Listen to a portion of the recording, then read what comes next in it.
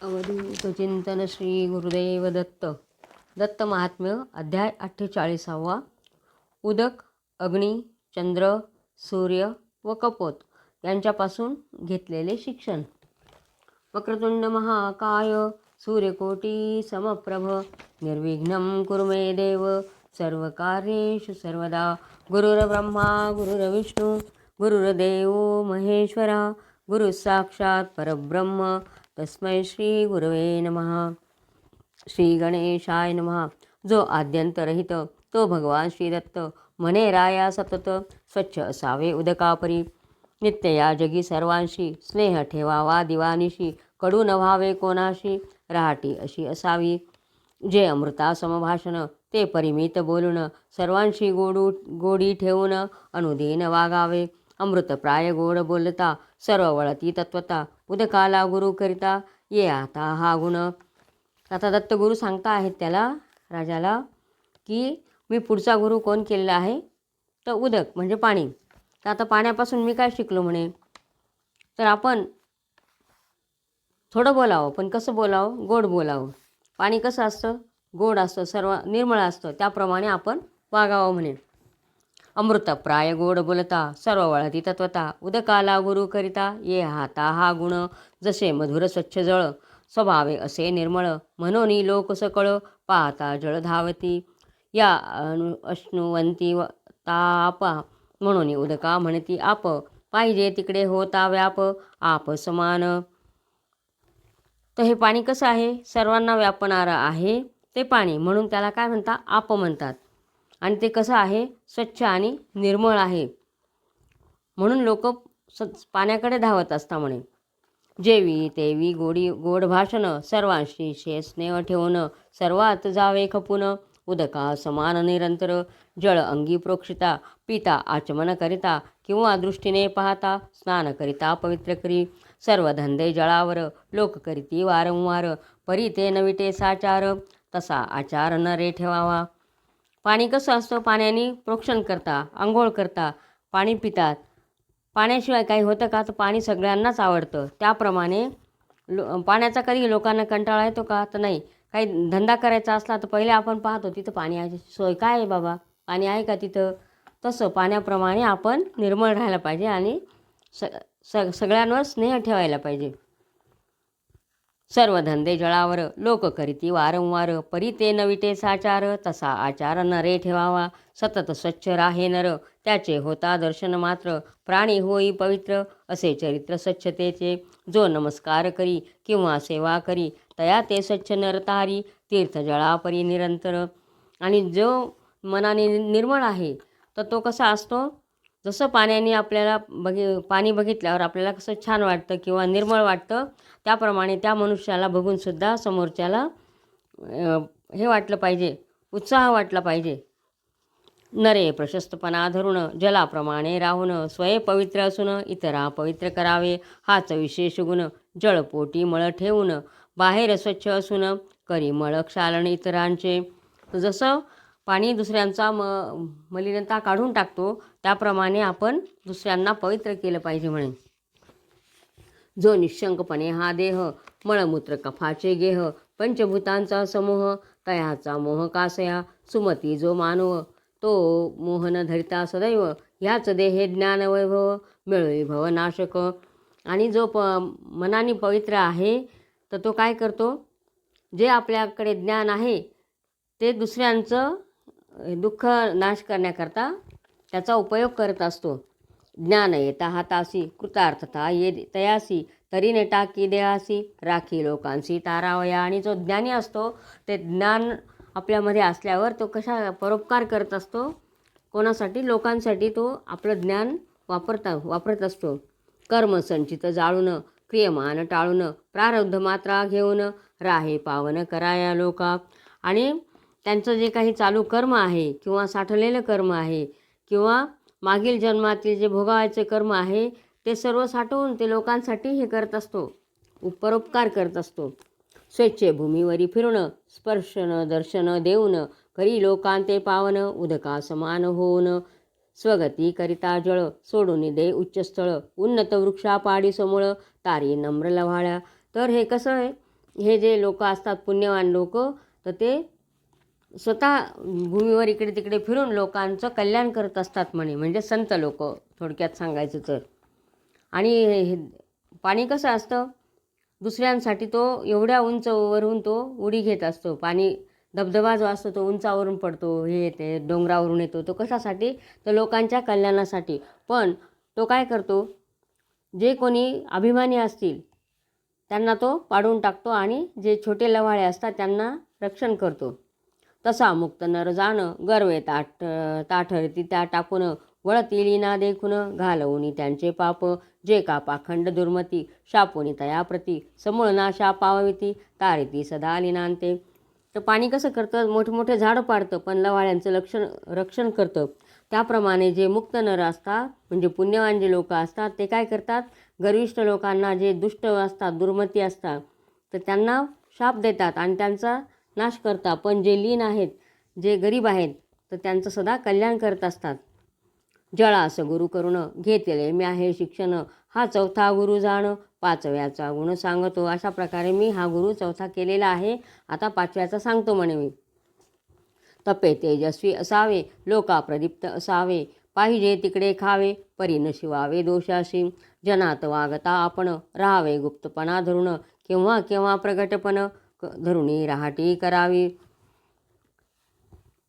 तर आपण गुप्त राहावं, केव्हा केव्हाच प्रगट व्हावं म्हणे, आणि आपल्या मध्ये जे आहे त्याप्रमाणे आपण लोकांचं कल्याण करत असावं.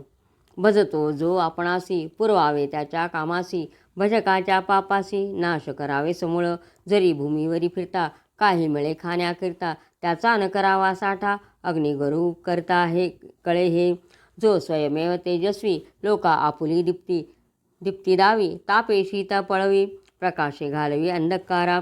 तर जो पुढचा जो गुरु आहे तो कोण आहे, अग्नी आहे. तर तो म्हणतो आपण केव्हा केव्हा अग्नीसारखं प्रगट व्हावं आणि दुष्टांचा नाश करावा, चांगल्यांना उपयोगी पडावं. कसं, अग्नीसारखं. अग्नी कसा असतो, उजेड दाखवतो. अग्नी प्रगट झाला की उजेड येतो, थंडी पळवतो आणि प्रकाश पण घालवतो आणि अंधाराचा नाश करतो. त्याप्रमाणे अग्नी इकडे तिकडे फिरून पाहिजे ते खाऊन, पुन्हा सोवळा राहून सर्वा समान वागत असे, अग्निवरिष्ठ होऊन पाहिजे ते खाऊन, दोषाचा लेश न घेऊन शुद्धपणा न विटवी. तर अग्नी काय करतो, अग्नी जिथे लागला ते जे असेल ते सर्व खाऊन घेतो पण परत शुद्धच राहतो म्हणे. त्याप्रमाणे आपण सगळीकडे फिरून आपण आपलं आत्म्याचं हे केलं पाहिजे म्हणे, शुद्धता राखली पाहिजे. ज्याचा तेजस्वीपणा चाट कोठेही जया नये विट, हे शिक्षण नीट साधके धीटपणे घ्यावे. अग्निस कुंडात अग्निस ठेवून काष्ठाने प्रदीप्त करून, अग्निहोत्री करीती हवन तया पावन करीतो. तर अग्नीला काय करता, अग्निकुंड जो असतो त्याच्यामध्ये प्रदीप्त करत ठेवतात, झाकून ठेवता काही वेळेला. आणि दुसऱ्याला कसलं पुण्य घडवतो, जो अग्निहोत्र करतो, जो यज्ञ करतो तर त्याला तो पवित्र करत असतो म्हणे. कोणी मोकळा ठेविती तो अजस्र पक्ष म्हणती, कोणी गोळा देवनी झाकिती उद्धरण करती होम काळी. जे अखंड असं निरंतर म्हणून कोणी झाकून ठेवता अग्नी, आणि जेव्हा यज्ञ करायचा असता त्यावेळेला तो बाहेर काढता. तया यजमानाचे स्वाधीन अग्नी सदा राहून, नित्य सेवा घेऊन करी पावन तयाशी सदा. आणि जो यज्ञ करत असतो तर त्याच्या अधीन असतो अग्नी, कारण तो जेव्हा काढेल त्यावेळेला तो प्रदीप्त होत असतो आणि त्याच्याकडून सेवा घेत असतो. जशी उपासना जयाची तशी इच्छा पूर्वी तयाची, आहुती ज्या देवाची देती तयाती पोहोचवी. अग्निसंग्रह न करी त्याला काष्टादी मिळे तरी, जाळूनी त्याची राख करी या परी नरे वागावे. तर तो काय करतो, ज्या ज्या देवांना आहुत्या दिलेल्या असतात त्यांचा ग्रास तो त्या देवतांपर्यंत पोहोचवण्याचं काम कोण करतं, अग्नी करतं. आणि त्याला तो अग्नी कधी संग्रह करतो का, तर नाही. त्याला जे लाकडं मिळालं ते सर्व जाळून त्याचं राख करून टाकतो. त्याप्रमाणे मनुष्याने पण संग्रह न करता राहावं. जो विभू परमात्मा जाण तया आकार नसून, आकार ये दिसून तो मिथ्या जाण अग्निपरी. तर जो सर्व व्यापक आहे असा तो आत्मा, तर म्हणजे जसा अग्नी प्रत्येकाच्या ज्याच्यामध्ये गेला त्या आकाराचा दिसून येतो, तशा आत्म्याने ज्याच्यात जाईल त्याप्रमाणे झाला पाहिजे आत्मा. असं जे थोर काष्ट असे तया झळकोनी थोर दिसे, लहानाच्या योगे लहान दिसे, लांब चवडा वाटोळा. जसं लाकूड असं जसं वस्तू असेल ती जर पेटली तर त्या आकाराचा तो अग्नी दिसतो. लांब असला तर लांब दिसतो, मोठा असला तर मोठा दिसतो, गोल असला तर वाटोळा दिसतो, किंवा रुंद असला तर तसा दिसतो. त्याप्रमाणे विमता सकला जीवा द्रव्यागदाकार वर्जिता, यत्ता रत्तम्यम तेषां तू तत्काष्ठाश्रितवत निवत. म्हणजे वादविषय किंवा चर्चाविषय असलेले सर्व जे जीवात्मे नित्यत्वामुळे आकाररहित आहे त्यांच्यामधील तरतम भाव काष्ठाच्या आश्रयाने राहणाऱ्या अग्निप्रमाणे आहे, असा ह्या श्लोकाचा अर्थ आहे. अग्नी असे निराकार, काष्ठ मिळता तदाकार, दिसे तया तसा हा साकार, नाना शरीर योगे आत्मा. जसं अग्नी म्हणजे अग्नी मिळाल्यावर जे लाकडाचं जे जसा आकार असेल तसा दिसतो, त्याप्रमाणे आपला आत्मा जो आहे त्याला जे जे शरीर मिळालं तसा तो दिसत असतो. अनन्य शरण जो नर, तो ज्ञानबळे सत्वर, टाकी उपाधी नश्वर, होई निराकार परब्रह्म. आणि जे कोणी ज्ञानी असतात ते काय करतात, ह्या बाकीच्या उपाधी करण्यापेक्षा नश्वर देह हा टाकून देत असतात. कर्मदेहाचे मूळ ते ज्ञाने जाळी समूळ, मग निरुपाधिक केवळ, होय विमळ परब्रह्म. आणि मग उपाधिरहित होऊन तो बाकीचे हे टाकून देतो, जे काही कर्म आहे ते टाकून देतो आणि स्वच्छ होतो. कशाप्रमाणे? परब्रह्माप्रमाणे. अग्नी वाढुनी काष्ठाबरोबर, दावी काष्ठा सारिखा आकार, राख करुणी सत्वर, आकार टाकी तसा आत्मा, जो बहुधा बहुरूप, रूपम रूपम प्रतिरूप, हा वेदाचा आलाप, तेव्हा रूपरहित आत्मा. किंवा इंद्रमायेने प्रत्येक पदार्थाचे रूप धारण करतो, त्याप्रमाणे अग्निसुद्धा हे काष्ठाबरोबर तसं हे करत असतो. हे निस्संदेह कळावे म्हणून, अग्निस गुरु करून, देहाभिमान सोडून, राहे पडून ये स्थळी, क्षण भग्नत्व देहाचे, जाणता वैराग्य बाणे साचे, हेही जाणाया अग्नीचे, ज्वाळेचे शिष्यत्व कीजे. बरवा विचार करून पाहता क्षणोक्षण, देह संबंधी भूत उपजन, जाते मरवण प्रत्ययी, ज्वाळा दरवेळी जशा, उपजोनी पावती नाशा, देह संबंधी भूतांची ती दशा, सूक्ष्म दशा कळे हे. जसं ज्याप्रमाणे ज्वाळा ह्या निघत असतात परत विझून जातात, परत त्या उत्पन्न होतात, त्याप्रमाणे मनुष्याच्या मध्ये जे हे आहेत उत्पत्ती स्थिती लय जे काय आहे ते मनुष्याच्या प्राणाला पण तसंच आहे म्हणे. हे मान्य करी जो नर, तो हा देह क्षणभंगुर, मानुनी वैराग्य सादर, भवसागर उलंडी. आणि मग अशा प्रकारे ज्या मनुष्याला हे पटतं की हा देह क्षणभंगुर आहे, तर तो विरागी होऊन जातो आणि संसार सागर ओलांडून जातो म्हणे. हे उदारत्व थोर, सोडावे देहाचे ममत्व सत्वर, हा बोध घेतला सादर, पाचव्या गुरुपासूनी. तर म्हणून उदारपणाने आपल्या देहाची माया सोडून द्यायला पाहिजे, असं हे मी 5व्या गुरुपासून शिकलो म्हणे. जे बहुविकार बासती ते शरीरावर, न घडे न वाढे आत्मापर, हे निशाकर गुरु सांगे. पहा रवी हा तेजोमंडळ, ग्रह नक्षत्रे उदक मंडळ, तेव्हा चंद्र जळमंडळ, हे निखळ जाणावे. आणि मग पुढच्या गुरुपासून मी काय हे केलेले आहे म्हणे, जे काही शरीरावर विकार असतात ते कसे आहेत, तर ते जसा आत्मा वाढतो त्याप्रमाणे ते भासत असतात, असं हे कोण सांगतो? निशाकर म्हणजे चंद्र सांगतो. तर हा पुढचा गुरु आहे म्हणे. तर रवी काय आहे, तर तेजोमंडळ आहे, आणि नक्षत्रे ग्रह हे काय आहे, तर जळमंडळ आहे, आणि चंद्र हे काय आहे, जळमंडळ आहे म्हणे. जेव्हा संयोग सूर्यचंद्राचा, एक नक्षत्र योग साचा, तेव्हा चंद्रकलांचा नाश होयती अमावास्या. आणि जेव्हा चंद्र सूर्य यांचा संयोग होतो, एका रेषेत येतात, त्यावेळेला अमावास्या असते म्हणे. चंद्र भच्चक्री 60 कलांनी, जाय नक्षत्र भोगुनी, 2.25 दिवसांनी, 13 दिनांनी रवी जातो. चंद्र काय करतो, 2.25 दिवसांनी त्या नक्षत्रातून जातो, आणि रवी असतो तो 13 दिवसांनी जातो. आता हे श्लोक आहे. गौर्जवात पुरतो याती रवे, स्वस्थानभगती मध्या अंगोक्षा कला, इंद्रोरक भृगोरुष्वमिता कला. तर त्याचा अर्थ असा आहे अमावास्येला रवी चंद्र एकत्र असतात आणि चंद्र सूर्याच्या पुढे आपल्या गतीने जात असतो आणि हा चंद्र जो आहे तो 2.25 दिवसांनी त्या नक्षत्रातून जातो आणि सूर्य 13 दिवसांनी. त्याची इतुकी गती म्हणून प्रतिपदेपासून विषम सूर्यमंडळ होऊन प्रतिबिंबून दिसत असे. जो प्रतिदिनी 15वा भाग चंद्रमंडळी भासे चांग, ती कला होय मग अशा 15 बिंबती. आणि मग प्रतिपदेपासून ते विषम गती असते त्यांची आणि त्यामुळे तो आपल्याला जो 15वा भाग दिसत असतो चंद्रमंडळामध्ये त्या चंद्राच्या कला आहेत म्हणे. कला शुक्ल पक्षी चढती, कृष्ण पक्षी कमी होती, 13 नक्षत्रे अंतरती, समोर होती तेव्हा दोघे. आणि अशा प्रकारे ते 13 नक्षत्र मागे पुढे होतात त्यावेळेला ह्या कला आपल्याला दिसत असतात. विस्तृत पौर्णिमा जाण, संपूर्ण मंडळ बिंबून, चंद्र दिसे वाटोळा होऊन, भूछाया चिन्ह सहित. आणि मग अशा प्रकारे ज्या वेळेला पृथ्वीची सावली पडते त्यावेळेला ते कायच्या तिथं आणि जो चंद्र आहे तो पूर्ण दिसतो आपल्याला. तिला पौर्णिमा म्हणतात म्हणे. प्रथम अमावास्येची सूक्ष्म कला चंद्राची, शुक्ल पक्षी बेरीज 15ची, मिळवणी 16ची संख्या, हा सुधीचा उपचार, 16 कला चंद्रावर अशा दिसती. तदनंतर प्रतिपदीपासून वैषम्य. आणि जेव्हा कृष्ण पक्ष येतो त्यावेळेला ती एक कला असते आणि नंतरच्या ज्या 15 असतात तर अशा मिळून त्या 16 कला म्हणतात त्याला.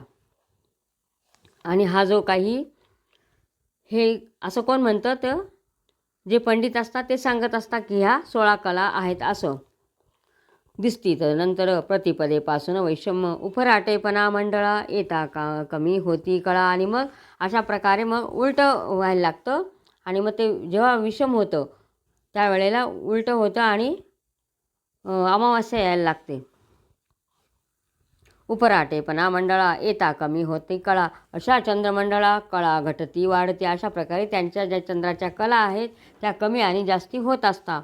कारणा ते न जाणून केवळ कार्या पाहून, जे जनजाती भुलून ते कुतर्थ करुणी फसती. जेवी येता जाता कळा विकार नसे चंद्रमंडळा, जरी दिसला डोळा तरी तो व्यर्थ भास होय. आत्मा न होई न वाढे न मरे, हे विकार सारे भूपा न देहावर रे, चंद्रमंडळी कळा जशा. आणि मग हे आपल्याला ह्या चंद्रकळा आहेत बा हे असं आपण बघत असतो. त्याचं काय कारण आहे ते आपण काय म्हणजे समजत नाही आपल्याला. फक्त ह्या चंद्राच्या कळा आहेत असं हे आपल्याला जाणवत असतं, पण प्रत्यक्ष तसं नसतं. पूर्ण चंद्र असं कसं आहे तो पूर्णच आहे. त्याप्रमाणे आत्मा हा सुद्धा वाढतही नाही मरतही नाही, हे सगळं आपले भ्रम आहेत म्हणे. आत्मा न होई न वाढे न मरे, हे विकार सारे भूपा न देहावर रे, चंद्रमंडळी कळा जशा. समस्त देह असे जरी तरी का वागती व्यवहारी, असे म्हणशील तरी अवधारी सांगतो. चंद्र द्वितीय मंडळापरी भासता आकाशांतरी, सूर्यसत्तेने त्याचे परी निवारी अंधकाराते. म्हणजे द्वितीयेचा जरी चंद्रमंडळ असलं तरीसुद्धा तो आकाशात असतो, पण तो प्रकाशित असतो कशाने तो सूर्याच्या तेजाने प्रकाशित असतो. स्वये चंद्रमंडळ जळ म्हणून भासे शीतळ, या परी आत्मसत्तेने केवळ देह सकळ चेतनसे. आणि चंद्रमंडळ कसं आहे जळतत्व आहे त्याच्यामध्ये, त्यामुळे तो शांत भासतो. आणि देहामध्ये चेतना कोणाची आहे तर आत्म्याची आहे म्हणे. जळ चंद्रमंडळी जसे देही अंतःकरण तसे, त्यात आत्माबिंब तसे तेने भासे विषय जात. आणि जसं चंद्रमंडळ ह्याच्यात असतं जळतत्वाचं, त्याप्रमाणे आपल्या अंतःकरणामध्ये काय असतो देहामध्ये तर आत्माबिंबत असतो म्हणे. हा साक्षीभूत आत्मा नवनासे, हे चंद्रापासून असे ज्ञान घेतले असे, 7वा परिसे गुरु आता. असं हे मी म्हणजे हा चंद्रासारखा कोण आहे साक्षीभूत आत्मा आहे म्हणे. हे ज्ञान कोणापासून घेतलं तर चंद्रापासून. हा फिरे देह जसा आत्माही फिरतो तसा, मग अचल आत्मा कसा, प्रश्न असा तरी ऐक. आत्मा संपूर्ण देहगत असा झाला प्रतीत, तरी तो भेद शून्य स्वतः आकाशा परी कथिला. व्यक्तिभूत देहाद्युपाधी तद्गत आम्हा ही बुद्धी, जाणावी कुबुद्धी सूर्य प्रतिबिंब न्यायाने. तर मग सूर्याचे प्रतिबिंब पाण्यामध्ये जसं दिसतं तसा आत्मा व्यक्तीमध्ये असतो, उपाधी रहित असतो. तो कशात देहामध्ये दिसत असतो तो. हे मतीत भरावे म्हणून सांगतो उदाहरण, घटी जळ भरून सूर्यमंडळा खालून फिरवावे. पात्रच फिरता प्रतिबिंब फिरे, पात्र हलता हाले बरे. असे पाहती सारे, परी ते खरे काय असे. म्हणे हे सूर्यमंडळासारखं कसं आहे. एखाद्या याच्यामध्ये एखाद्या भांड्यात पाणी भरून घ्यायचं आणि ते सूर्याखाली धरायचं. ते पाणी हललं, भांडं हललं की पाणी फिरतं आणि त्याच्या आपल्याला वाटतं सूर्यच हलतोय असं. पण प्रत्यक्षात बघितलं तर सूर्य स्थिरच असतो. जे जे परी विकार जळावर, ते ते प्रतिबिंबावर. भासती ते सूर्यावर, नसती सादर आणमनी. जे जे म्हणजे ते सूर्या फिरत असतो का, तर नाही. जे जे म्हणा जे जे नाना विकार, ते ते उपाधीवर. ते नसती आत्म्यावर, तो साक्षी पर उपाधीहुनी. हे निशंक जाणून भ्रम द्यावा सोडून, आणि कैक सूर्यापासून. शिक्षण घेतले ते ऐक, चराचर जगात. जे दिसेल उपयुक्त, ते ठेवावे सुरक्षित. आपण आसक्त न होता, पुढे यथायोग्य काळ. पाहुनी मग ते सकळ, पात्री सोडावे केवळ. परोपकार मतीने, समस्त संपले तरी. खेद न धरावा अंतरी, पुढे तसी काळांतरी. मिळता अंतरी न हर्षावे, रागद्वेष सोडून. अनायासे अर्थ जोडून, यथाकाळी पात्री सोडून. अलिप्त होऊन राहावे, गुणदोष बुद्धी नसून. हा व्यवहार करून, आता नये बंधन. हे सूर्यापासून शिकलो. तर सूर्यापासून काय शिकायचं, की जे आपल्याला जे दिसतं त्याच्यावर हे नाही व्हायचं, आसक्त न होता ते फक्त सांभाळून ठेवावं. जसं सूर्य काय करतो, पाण्याची वाफ करून आपल्याजवळ ठेवतो आणि ज्या वेळेस वेळ येते त्यावेळेला पाऊस पडतो. तर हे सूर्यापासून शिकायचं म्हणे. आणि तसं आपण काय करावं, आपण सुद्धा संपत्ती जमवून ठेवावी आणि जोपर्यंत आपल्याला वापरायचं तोपर्यंत आपण त्याचा उपभोग घ्यायचा. नंतर त्याच्यामधून अलिप्त होऊन जायचं आणि योग्य व्यक्तीच्या हाती ते सोपवून द्यायचं. गुणदोष बुद्धी नसून, हा व्यवहार करून. आता नये बंधून, हे सूर्यापासून शिकलो. सूर्य भविष्य जाणून, जळ ठेवी करी साठवून. ते यथा काळी दे सोडून, परी अभिमान न करी. अभयंकर हे ज्ञान घेतले सूर्यापासून. आता 8व्या गुरुपासून, घेतले ज्ञान ते ऐका. तर मग हे मी ज्ञान कोणापासून घेतलेलं आहे, तर सूर्यापासून. हा एक गुरु केलेला आहे म्हणे, सूर्यगुरु केलेला आहे. जरी सतत, आता मग पुढचा गुरु कोणी म्हणे, जरी सतत श्रीपुत्रांशी ठेवी अतिस्नेहासी, किंवा करी अतिप्रसंगासी. त्याची कपोता परी बंधये, जे मोहमयुक्त होती. तय कपोता परी ये गती, एकावणी कपोत कपोती करीती निवास. तर मग म्हणे आता जर जे कोणी स्त्रियांची वगैरे आसक्ती ठेवतात, तर त्यांना कोणासारखी गती येते, तर कबुतरासारखी गती येते म्हणे. तर आता ती कबुतराची गोष्ट सांगता आहेत ते. जे मोहयुक्त होती, तय कपोता परी ये गती, एकावणी कपोत कपोती करती निवास. कधी विरहित न होती, अन्योन्य स्नेहे बद्ध होती. असे ते दंपती बांधती मती परस्पर. तर ते एकदम त्यांचं इतकं प्रेम होतं की ते एकमेकाला अजिबात विसरत नव्हते, ते कबूतर आणि कबुतरी. त्या वनामध्ये बरोबर करीती दोघेही संचार. जाता येता अंतर परस्पर ठेविती, ते विशेषे करून. घरट्यामध्ये बसून परस्परांचे वदन परस्पर विलोकिती. वनात जाताना दोघं बरोबर जायचे, दाणे वेचायला बरोबर जायचे. नंतर घरट्यात बसले की एकमेकाकडे बघत बसायचे. ते हर्षून ते चुंबन घेती मोहित होऊन, मंजुळ शब्द करून पक्ष उभारून आलिंगिती. पुढे मृत्यू येईल, अकस्मात देह पडेल, असे नेनता हे ख्याल. करीती निष्फळ विषयार्थ. आणि त्यांना इतके ते एकमेकांमध्ये लीन होऊन गेलेले होते की त्यांना आठवणसुद्धा नव्हती की पुढे आपल्याला मरण येणार आहे, किंवा आपण राहणार नाही, आपलं हे प्रेम टिकणार नाही, असं त्यांना माहीत नव्हतं. पुढे मृत्यू येईल, अकस्मात देह पडेल, असे नेनता हे ख्याल. करीती निष्फळ विषयार्थ. जो मृत्युंजय ईशान, त्याचे ने करती स्मरण. असे भोग भोगून हर्ष मानून रमती. दंपती असे खेळता, काळ कितीक गेला आता. हे नेनती सर्वथा, वाटे आता क्षण गेला. मत्सत्वादी घाळ घिरट्या घालून केवळ, आयुष्याला घाली पीळ. हे नेनती मूढमत्त. तर अशा प्रकारे जे मूर्ख असतात म्हणे, त्यांना कधी मृत्यूची आठवणही येत नाही. आणि जो कोणी मृत्यूला जिंकून देणारा कोण आहे, तो शंकर. त्या शंकराची पण ते कधी आराधना करत नाही म्हणे. आणि ते आपल्या संसारामध्ये एवढे लीन होऊन जातात की त्यांना कशाचीच आठवण राहत नाही. असे संसारी कवड्यांचे मन रमले स्त्रियेचे, सहसा विक्षलनालाप त्याचे चित्ता रमविती. मग भूक तहान नाठवून तो तिचे राखी मन, ती संभोगा लिंगन देऊन ठेवी बांधून चित्त तयाचे. आणि मग ते आपल्या संसारामध्ये स्त्रीमध्ये एवढे लीन होऊन जातात की त्यांना कशाचीच आठवण येत नाही. ती म्हणाल ते सर्व तिचंच मन राखत असतात ते. मग त्याच्या संगे करून कपोती गर्भिणी होऊन अंडे प्रसवे ते पाहून तिची जतन करीतो. अशा प्रकारे ते कपोत आणि कपोती संसारामध्ये जो मनुष्य लीन झालेला असतो त्याच्याप्रमाणे ते वागत होते. तसेच ते सुद्धा वागत होते. तो अमृत प्राय ग्रास कष्टे आणून देतीस, ती उभेने त्या अंडास रात्रंदिवस रक्षतसे. अंडात जळ असून स्वभाव कर्मादी शक्ती करून ती अंडी फुटून पोरे व्यक्त दिसू लागले. आणि मग तिने ते अंडे दिल्यानंतर तो जो कबूतर होता तो तिला खायला आणून द्यायचा. नंतर काही दिवसांनी त्यांना पिलं झाले. त्यांचे मन रुष्ट होऊन पोरांचे करीती पालन, त्याला आच्छादून मुखी कवळ आणून सोडती. आणि मग नंतर पिलं झाल्यानंतर त्या पिलांचं पालन ते दोघंजणं करायला लागले. आणि दोघे जाऊन ते अन्न त्यांना आणून देत होते, पक्ष्यांना अन्न दाना पाणी. जो नाश्नुते निजानंद स्वाधीनं सुलभं पर, श्रीपुत्रदी भवं सौख्यं भुक्त्वापि सनतुष्यती.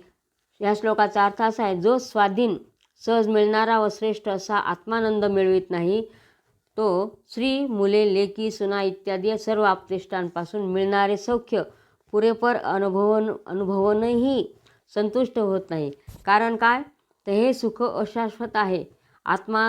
मात्र आत्मानंद हा श्रेष्ठ आहे हे त्यांना कळत नसतं. म्हणून मग ते पोरा आलिंगन देती घेती आलिंगन, आपण घडल्या ही उपेक्षण त्याला कण देती ते. पोरही थोर झाले त्यांचे आहार वाढले, म्हणून दोघे ही वने चालले.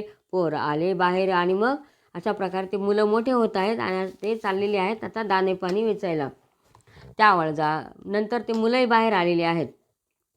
त्यावर जाळी घालून भोई घेई धरून, तव माता येऊन त्या पाहून मी मोहे बंधनगत झाली. हिरणमय स्वगृह शून्य पाहून विरहे विधुर होऊन राहे कोण, असे तो कवडा मानून स्वय बंधनगत झाला. आणि मग ते हे कपोत आणि कपोती जेव्हा दाणे वेचायला गेले तेव्हा त्यांचे आहार वाढलेले होते, पण ते पिल्लं पण दाणे गोळा करायला बाहेर निघाले. पण काय झालं, जो शिकारी होता त्यांनी जाळं लावलेलं होतं, त्या जाळ्यामध्ये ते पिल्लं अडकले.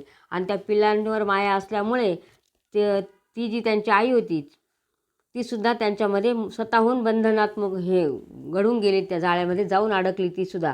आणि तो कबूतर जेव्हा आला त्यांनी बघितलं की हे सगळे अडकले. त्यांनीसुद्धा स्वतः म्हणजे त्या पत्नीचा विरह सहन न होऊन तोसुद्धा त्या याच्यामध्ये बंधनात तोसुद्धा अडकून गेलेला आहे. विषय जे शांत न होऊन घरी राहती परिवारी रमून, कवड्या परी सहसा काळ येऊन परिवारासह मारून नेतया. आणि मग अशा प्रकारे जे कोणी संसारच जे काही सर्व आहे असं मानून विषयात रमतो तो ह्या कबुतरांप्रमाणे काळाच्या जबड्यात अडकून जातो म्हणे.